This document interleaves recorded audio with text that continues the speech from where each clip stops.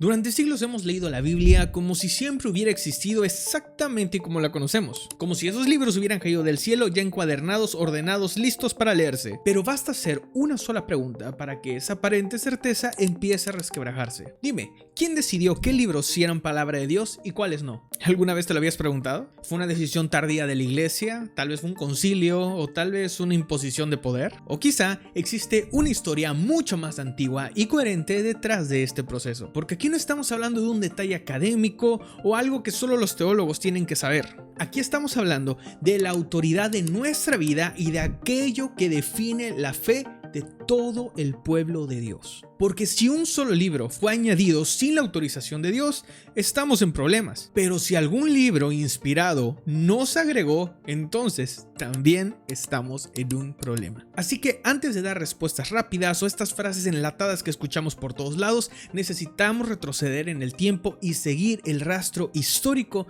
de cómo nació, cómo creció y cómo se cerró aquello que hoy llamamos el canon bíblico. Así que para entender esto vayamos al origen de todo, cuando la pregunta aún no era ¿qué libros tengo en mi Biblia?, sino algo que es mucho más radical. ¿Cuándo reconoce el pueblo que Dios realmente ha hablado? Esta pregunta es crucial porque la vida espiritual del pueblo de Dios se sostiene por las palabras que Dios ha revelado. Moisés enfatiza su importancia al decir que esas palabras no son vanas y que de ellas depende la vida del pueblo, porque no es palabra inútil para vosotros, ciertamente es vuestra vida. Por eso la escritura advierte que no se puede añadir ni quitar nada de lo que Dios ya ha dicho. No añadiréis nada a la palabra que yo os mando, ni quitaréis nada de ella, para que guardéis los mandamientos del Señor vuestro Dios que yo os mando. Esto que acabamos de leer nos revela por qué el canon es tan importante. La iglesia necesita una colección de palabras cuya procedencia divina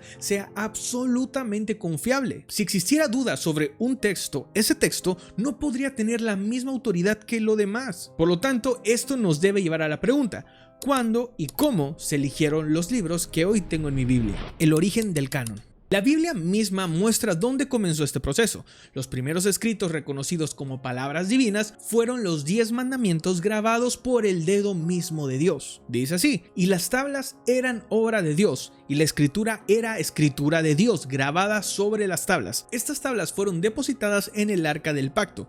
Allí está el inicio del canon. Palabras divinas escritas y preservadas por el mismo mandato de Dios. Solo Él es el autor y estas palabras siguen siendo de Él y nunca dejarán de ser de Él. Así que también Él es el que preserva su mensaje. Y esto es muy importante de recordar. Solo Él puede preservar las palabras que son de Él. Con el tiempo, esta colección creció. Moisés escribió otras palabras que también debían colocarse en el arca, como vemos por aquí, lo que demuestra que Deuteronomio fue añadido conscientemente como escritura.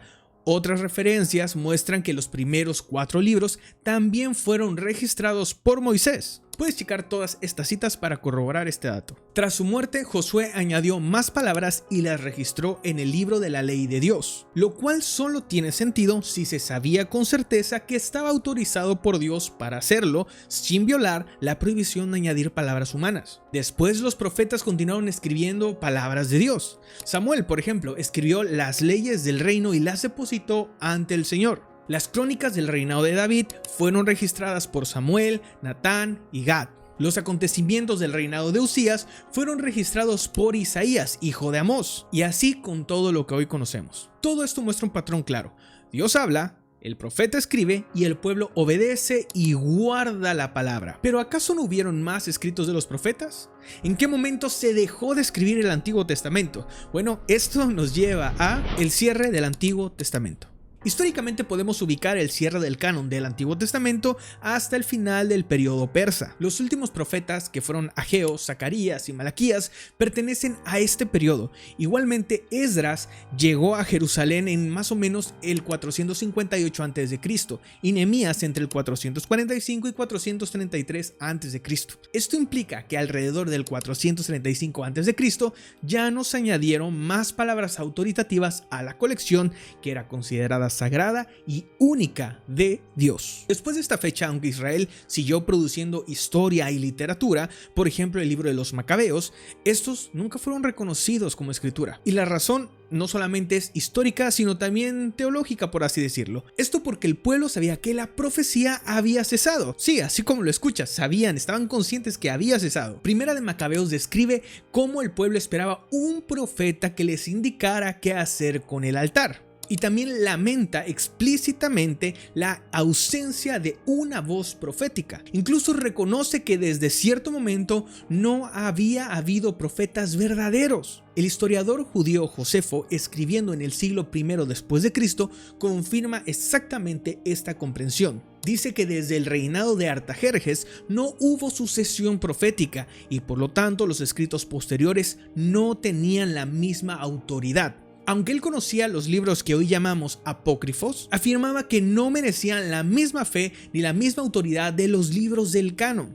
En el año 95 después de Cristo, Josefo escribió que los judíos tenían un número fijo de libros sagrados establecidos por siglos. Él describe 22 libros, 5 de Moisés, 13 correspondientes a los profetas posteriores a Moisés y 4 libros de himnos y sabiduría moral. Él afirma que desde Artajerjes hasta su tiempo no surgió una sucesión profética, por lo que ningún libro posterior podía añadir o quitar algo a esta colección.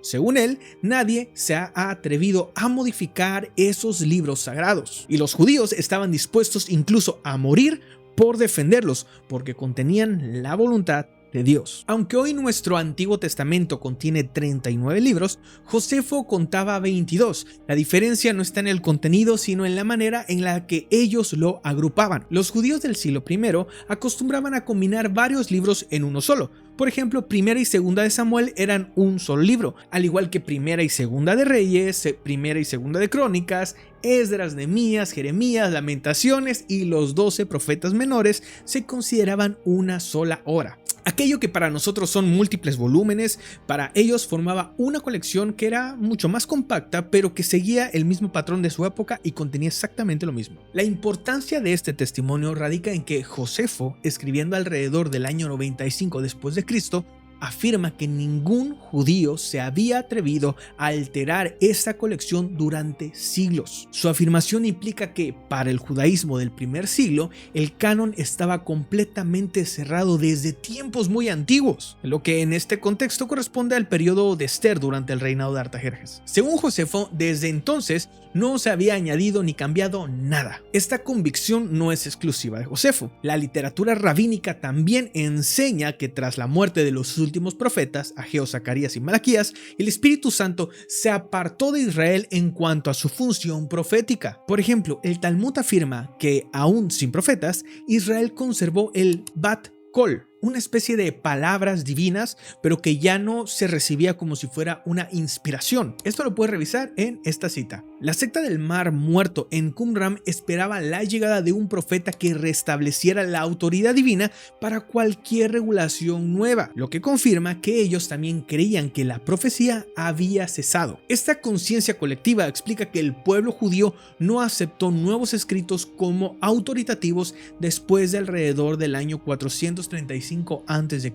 Por eso los libros posteriores, como los Macabeos, nunca fueron considerados escritura, pero sí eran valiosos históricamente. Jesús y los primeros cristianos heredaron este canon hebreo tal como estaba. No encontramos en el Nuevo Testamento ningún registro de disputa entre Jesús y los judíos acerca de los libros que ya pertenecían al canon, lo cual es sorprendente porque si hubiera habido algún desacuerdo, definitivamente hubiese habido un debate, y un debate para nada pequeño, un debate bastante grande. Jesús y los apóstoles citan el Antiguo Testamento unas 295 veces como autoridad divina, autoridad de Dios, y aunque menciona conceptos que aparecen en otros textos judíos, nunca citan los libros apócrifos como escritura. Los autores del Nuevo Testamento usan consistentemente la expresión escritura o lo que está escrito para referirse exclusivamente a los libros del Antiguo Testamento. Pablo, por ejemplo, llama a ese conjunto el Antiguo Pacto. Esto deja una conclusión que es bastante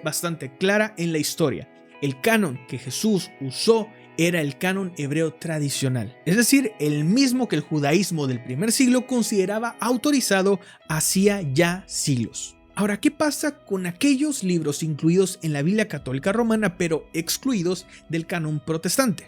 Bueno, la evidencia histórica muestra que los judíos nunca los aceptaron como escritura. La iglesia primitiva tuvo opiniones divididas, esto es una realidad, pero algunos autores cristianos los citaban como edificantes, pero los reconocían explícitamente como textos fuera del canon. Jerónimo, que fue el traductor de la Vulgata latina por ahí del año 404 después de Cristo, incluyó estos libros en su traducción porque se encontraban en la tradición litúrgica, pero él mismo aclaró que no eran libros del canon, útiles para la edificación, pero no con autoridad de Dios. Su presencia en la Vulgata durante siglos garantizó que permanecieran disponibles, pero eso no implicaba que el judaísmo ni los cristianos del primer siglo los consideraran como palabras inspiradas por Dios.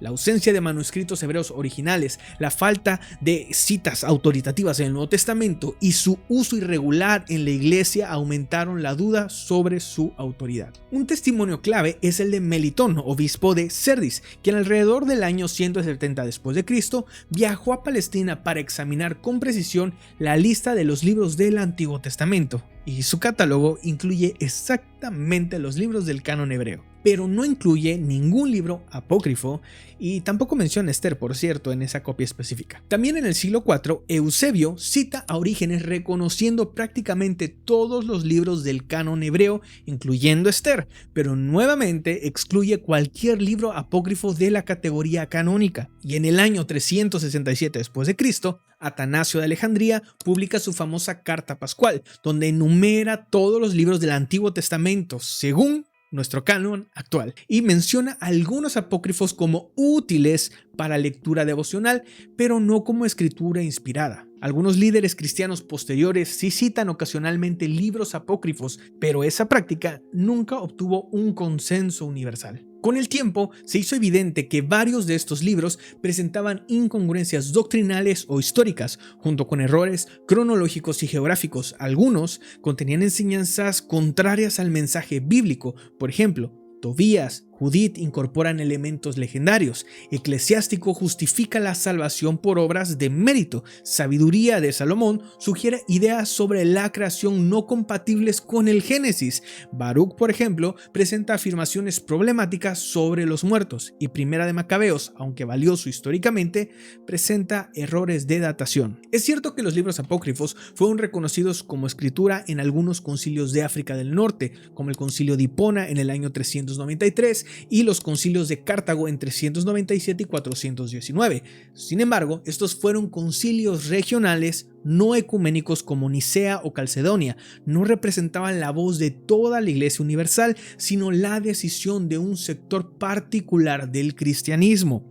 Aún así, estos concilios muestran que entre ciertos líderes de la Iglesia antigua, los apócrifos comenzaron a ser vistos cada vez más como parte de la escritura. Esto se debe en gran medida a la enorme influencia de la Vulgata latina, la traducción de Jerónimo. Y aunque Jerónimo mismo aclaró que los apócrifos no eran libros del canon, la Vulgata los incluyó, y al convertirse en la Biblia de uso común en Occidente, provocó que los apócrifos fueran considerados canónicos por costumbre eclesiástica. Pero muy importante, no por consenso antiguo ni por tradición judía.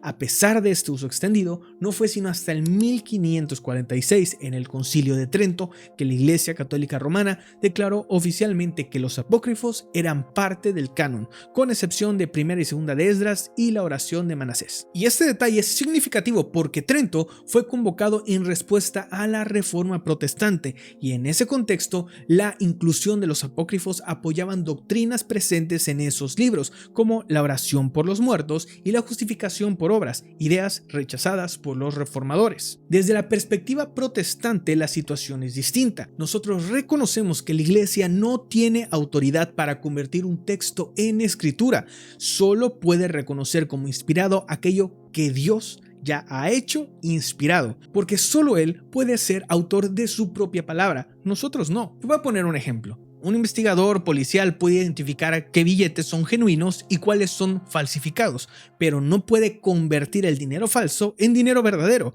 Bueno, de la misma manera, la iglesia puede reconocer qué libros contienen palabras de Dios, pero no puede transformar un texto humano en un texto inspirado. Por esa razón, los apócrifos no se deben considerar parte de la escritura.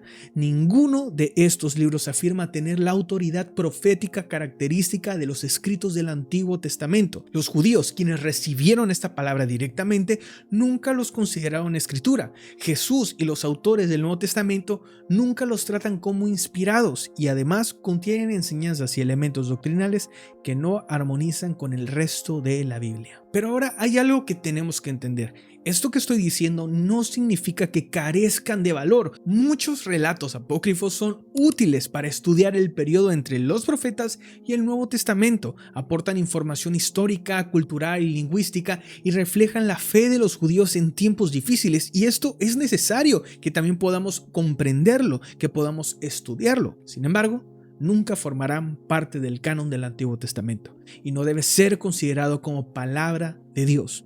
Por esta razón no tienen autoridad obligatoria para la vida cristiana. Pero ahora, ¿sabes cuáles son las formas de la palabra de Dios? Si no lo sabes, bueno, te dejo por aquí este video donde sabrás las diferentes formas de la palabra de Dios. Así que nos vemos por allá y bendiciones.